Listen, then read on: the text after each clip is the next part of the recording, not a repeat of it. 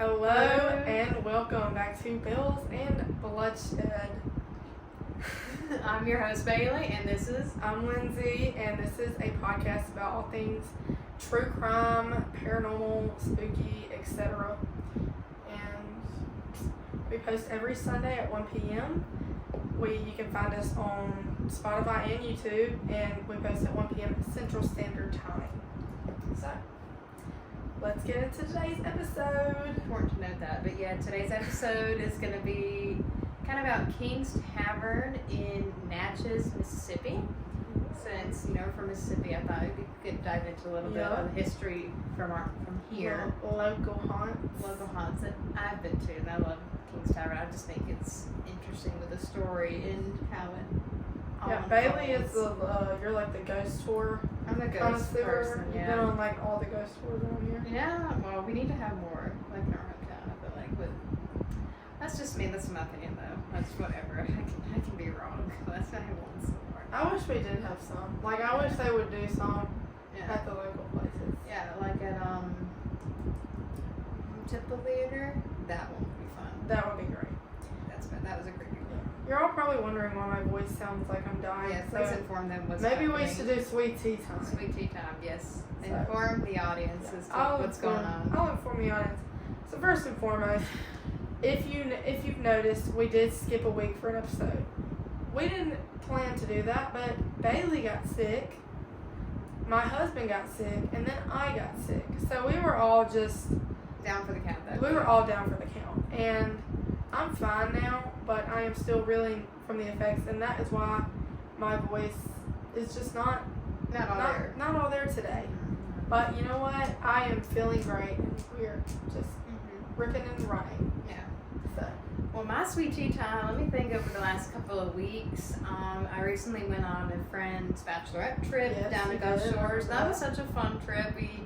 It was all thrown in love for her, and her wedding's coming up like a week or two after mine. And I love you, Lyndon, if you're watching. You better text me back, thank you. Aww. But her trip was fun, and then that was during spring break.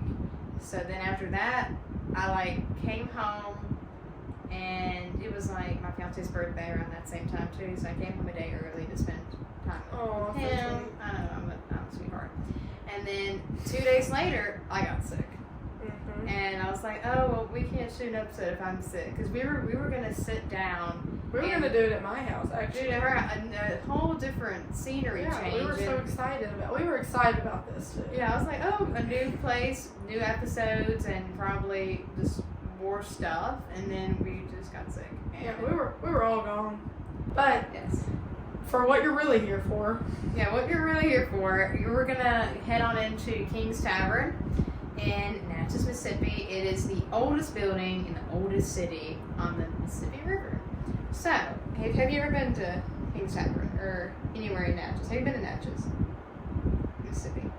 I think I've been through it. I don't think I've ever specifically stopped in Natchez. My parents have been there on a couple's weekend getaway, but I've been through it. It's really Natchez is such just a really pretty city. And they had a Hallmark movie filmed there. Yeah, which one? It was a Christmas movie. Oh, I'm gonna because they decorate it really pretty for Christmas and everything. Well, me and my aunt, we would go to different types of haunts in different places, and our first one was Vicksburg, and then the second one was Natchez. Well, Natchez is pretty haunted too. Yeah, that's why we loved going there. And my parents stayed in a haunted hotel when they went to Natchez. Which one?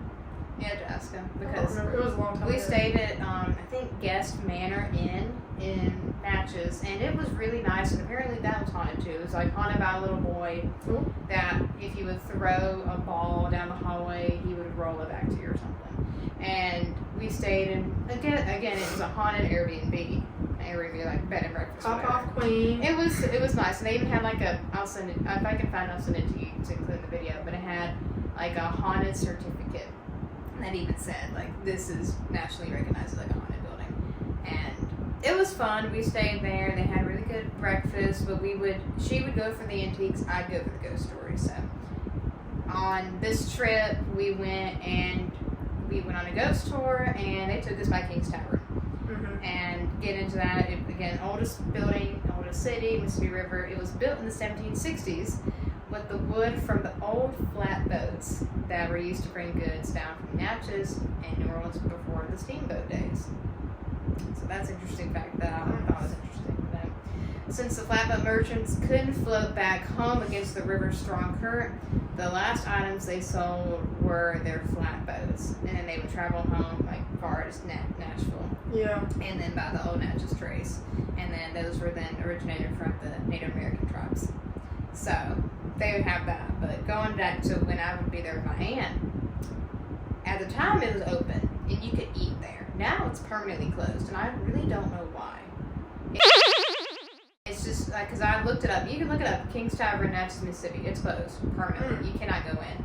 And at the time, let me see. I would have my aunt had her phone like on a table like this, and we were just talking. And it's a wooden table. There's no way a phone could have just flipped over, fallen off the table. But next thing we know, we see her phone just fall off the table. And it's weird, it's creepy. We're like, oh, okay, like that's interesting. And they're like, that hasn't happened before on a tour yet. And we're like, oh, well, we're scarred for life, okay.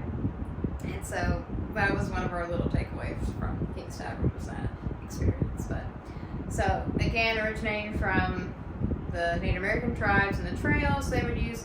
Now, then they would have the merchants and boatmen would stop for a drink or two at King's Tavern. Probably more than two. Then before leaving Natchez.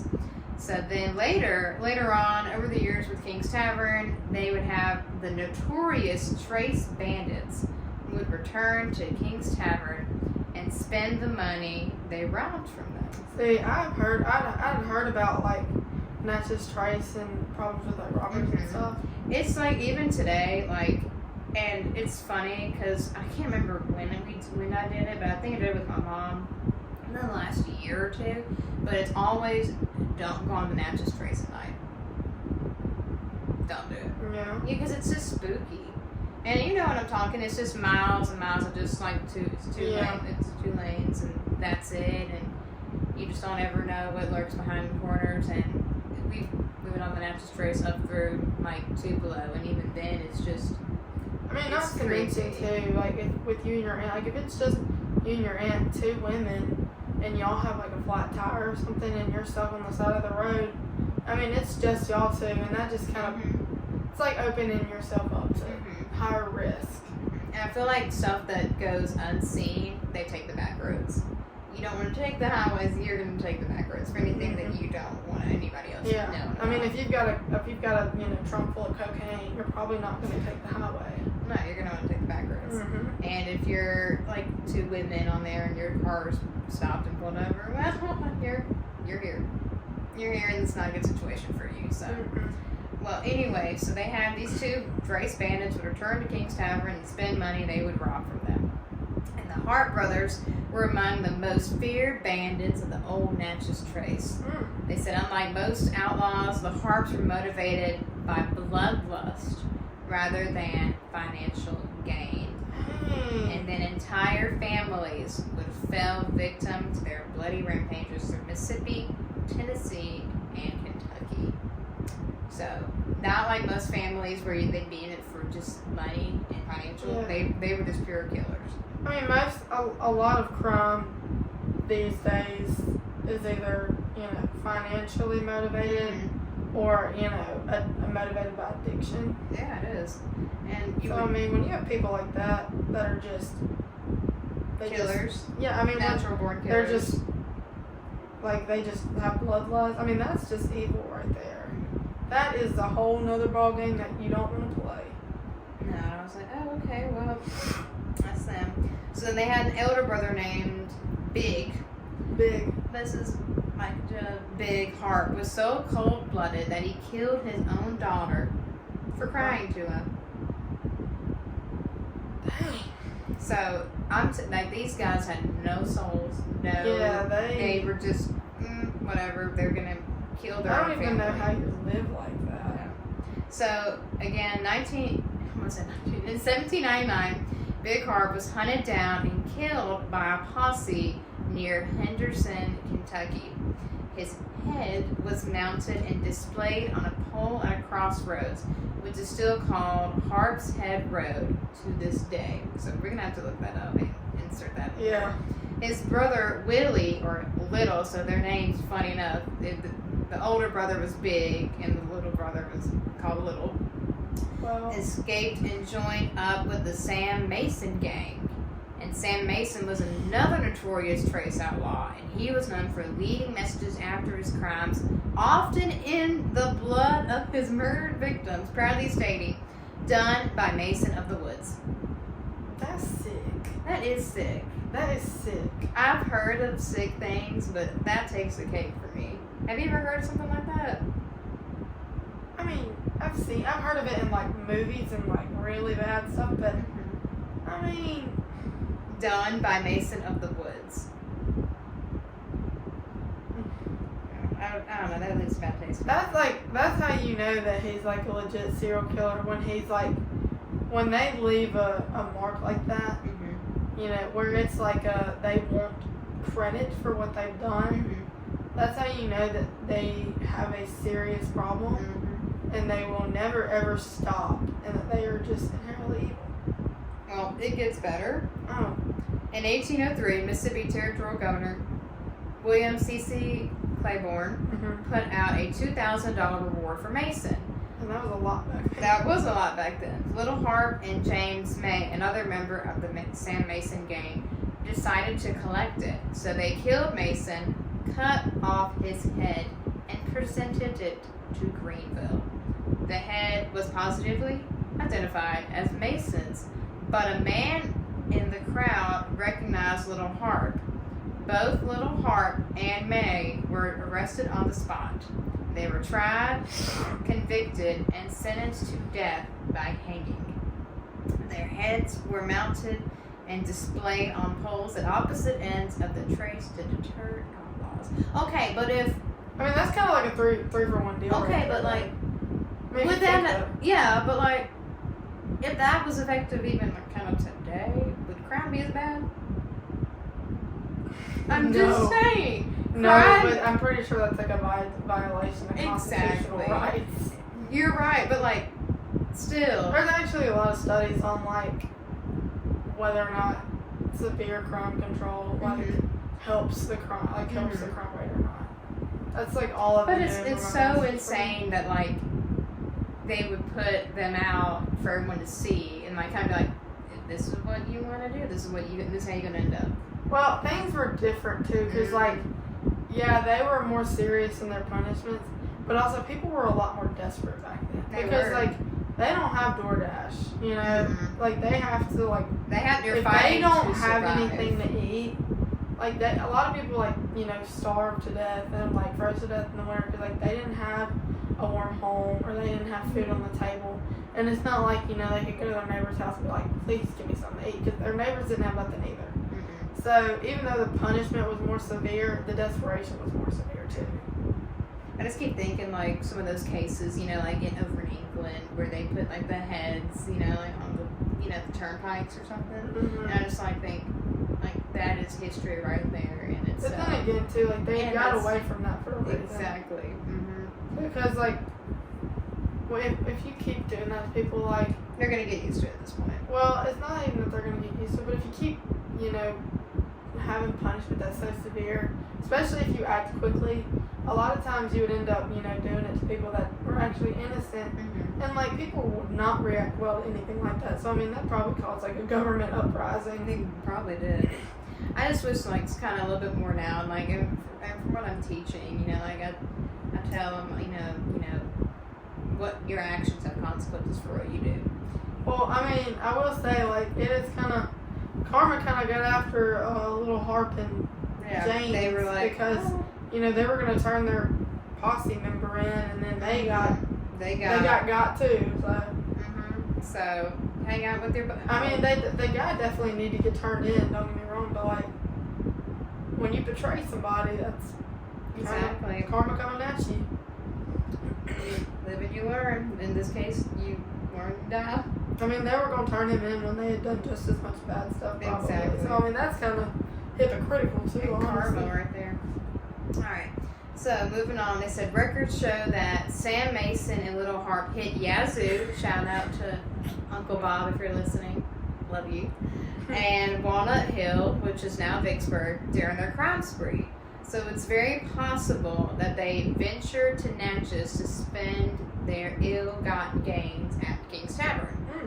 Some believe their ghosts still haunt King's Tavern. A menacing-looking red-headed man wearing a top hat has been spotted from time to time. Could this be the ghost of Sam Mason or Little Harp? We don't know. But it's just a leprechaun. Yeah. That's my cousin. No, I'm just kidding. Oh, happy St. Patrick's! Yeah. Happy belated St. Patrick's Day, Lindsay. Even though my hair's kind of, it don't look that red today because I got it pulled back, but. You remind me of that berries and cream guy right now. Berries and cream. Stop it. Well, getting into King's Tavern, the most haunted specter and the most haunted and most famous ghost is a ghost by the name of Madeline. So the story goes that Madeline was a beautiful young woman hired to work for Mr. King, the original owner. But not long after, Mr. King and Madeline began an affair. Okay? So Yeah, we got hired her, huh? we got some problems here. He's married, but she's hired. She's beautiful. She's young. Every guy's a pretty beautiful young woman, and now they're having an affair. And the jealous Mrs. King had Madeline killed, and then stuffed her body in the walls along with the murder weapon, a bloody knife. According to Natchez locals, 3 human skeletons, 2 male and 1 female, were discovered in the wall behind the fireplace during the 1930s. Well, I mean, I guess that's one place to put them, huh? Yeah, I remember when we were there, we kind of even went, I think we went in that room, actually, like It's that. so much easier to, like, murder somebody in the 1800s. Because No now, DNA evidence. no, nothing, and even now it's, No cameras, nothing. I mean, your phone ding, it's right there, and people can't go 5 seconds without looking at their phone or their watch, and imagine turning all that off to even do anything. You can't do it. yeah, you can't, I mean, You will be found out if you do something. yeah. There's so much technology right now. They might not be able to pull out enough evidence to fully 100% convict you. But, I mean, even still, it can still be one of those things like Casey Anthony where everybody knows that she did it. Mm-hmm. And, like, you're, basically a pariah. Yeah. Which, by the way, Casey Anthony is an awful person. And she did, in fact, kill that kid, so. If you know who I'm talking about? No, I don't know who you're talking about. Who is it? We might have to do that. We can save that for later. Okay. Well, they said a Spanish jeweled dagger was up. It's not like you died. I was like, Was also found among the bones. No one can say who the men were, but the residents of Natchez believe that the woman was Madeline. Okay, so that obviously, checks out. it checks out. The wife finds out, she's mad, so she kills her with the knife, stuffs her body in the walls along with the murder weapon. So I mean, she got rid of her. She got rid could of have put her. it in like the river though. She could have. The but- river would have took it away. I know. Why did they think of that? Use your brain, honey. Apparently you were. You're gonna kill somebody, be smart enough to do it the right way. So it says Madeline is believed to be responsible for much of the mischief that happens at the tavern. Sightings of a young woman in old-fashioned clothing and a face suddenly appearing in the windows and mirrors and warm spots on the bed upstairs. So it's been said that the visitors come to King's Tavern for the prime rib, but they stay in hopes of seeing Madeline. I mean, if that were to happen to me, let's just say, be smarter. You're working for Mr. King. I mean, I would have just been pleasant and be nice. I wouldn't have been trying to have an affair. That's just me. Well, you gotta That's keep my in mind, hot take. That's my hot take. in her defense, it was the 1800s. You gotta remember, women didn't always have rights. So it Okay. could have been like, it could have been a situation where, she was a beautiful young woman, but if she has, most of the time women got married and stayed at home and took care of their kids. True. A lot of women, though, especially women that either, were labeled as, like, a loosey-goosey, or, they might have had a child out of wedlock, or, like, deemed unworthy to marry. Like, a lot of those women didn't get to get married, and therefore they didn't have a husband to support their home. That's true. And this is before women could vote and stuff like that. So, she had to get a job at this tavern, and she happened to be beautiful. It is extremely likely that Mr. King put her in a position that she didn't. This was Yazoo City. No, King's Tavern's in Natchez. This is Natchez in 1803. And Mississippi already ain't got that much. We don't got. So she probably didn't have many places to work, many options. She's a beautiful young woman. For some reason, she's a beautiful young woman that has to work. If she's a beautiful young woman that's not married, there's a reason why. It's probably You're right. So at this point, she probably only has one form of, one form to support herself, possibly a child, and then she's beautiful, and so Mr. King was in a position where he could have taken advantage. Is all I'm saying. Probably could have. Yeah. Not to mention, men, raped women so much back then and got away with it, and women, didn't even. Honestly, a lot of women didn't even report it or say anything about it because, women weren't seen as equals as they are today. No. Remember that. So That is true. Yeah. it's probably a very sad story, and Miss King, I'm sure if it was an affair to where Madeline was enjoying it, she was probably jealous. But if it was the situation of he was taking advantage of her, that probably made Miss King even more upset. Because it's not like Madeline was doing all of the advancing. No.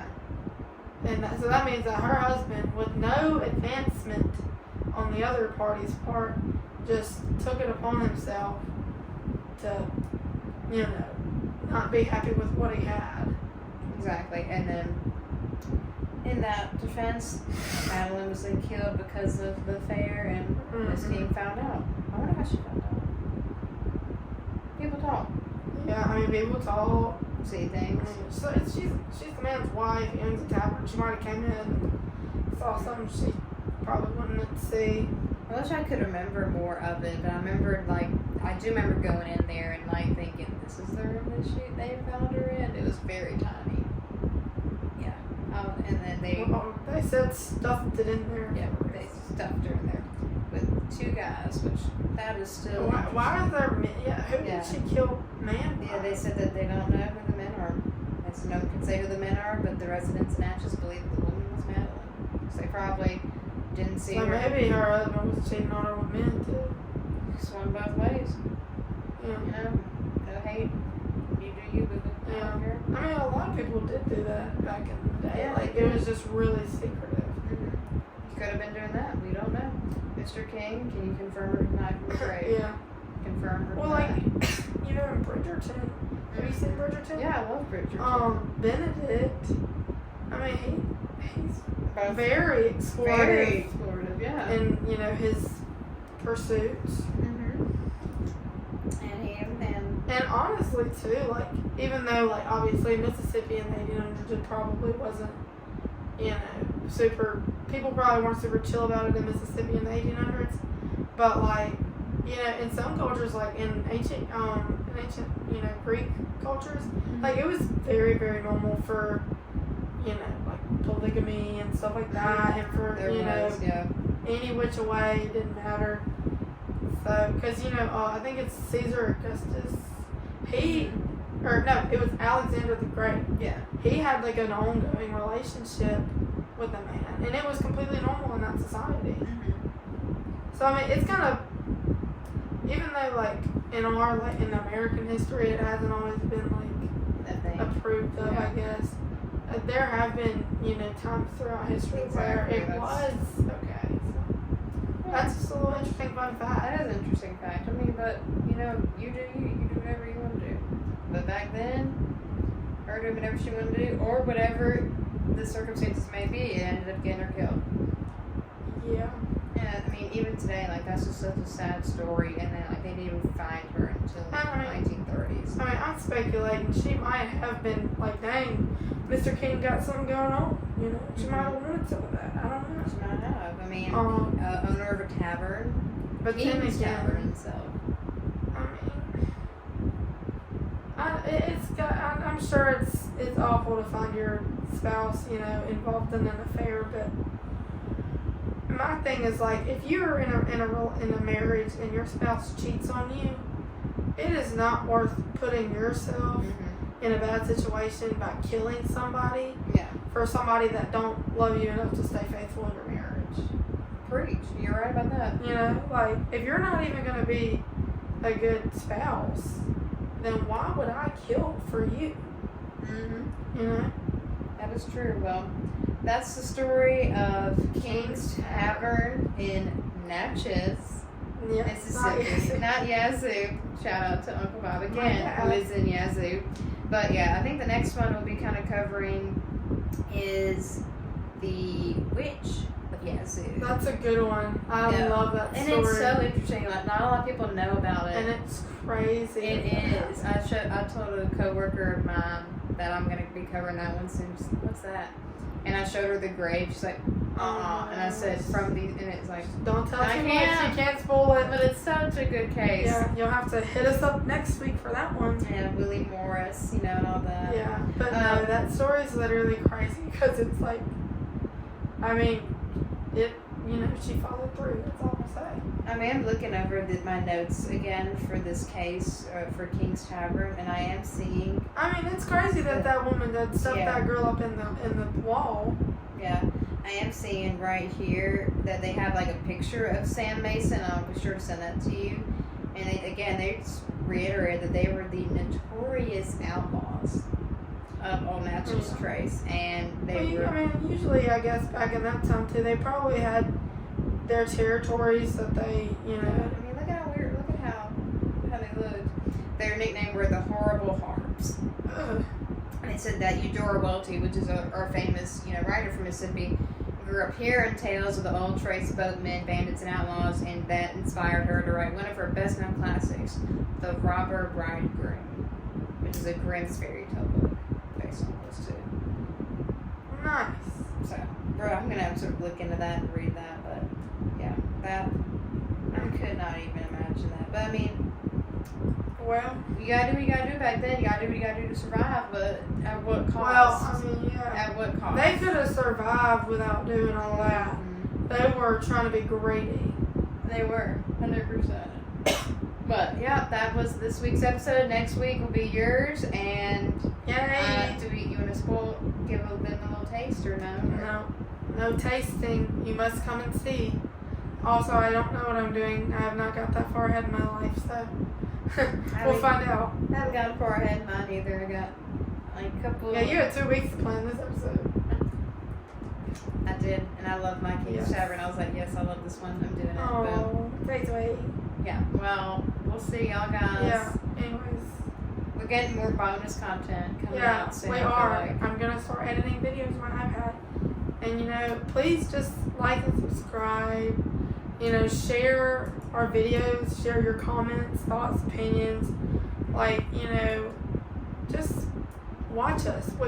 We love to yap, and we want other people to, you know, be there while we yap. So don't just keep scrolling if you see us. Yeah, it's rude, honestly. Stay well.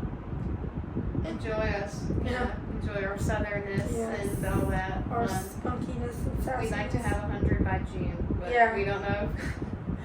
June 7th. I don't know why that date's important, but let's try to have it by June 7th. There we go. Alrighty, that'd be great. I hope all of y'all have an amazing week. You know, all 12 of you have a great day, and we will see you next time. See you next time. Bye. Bye.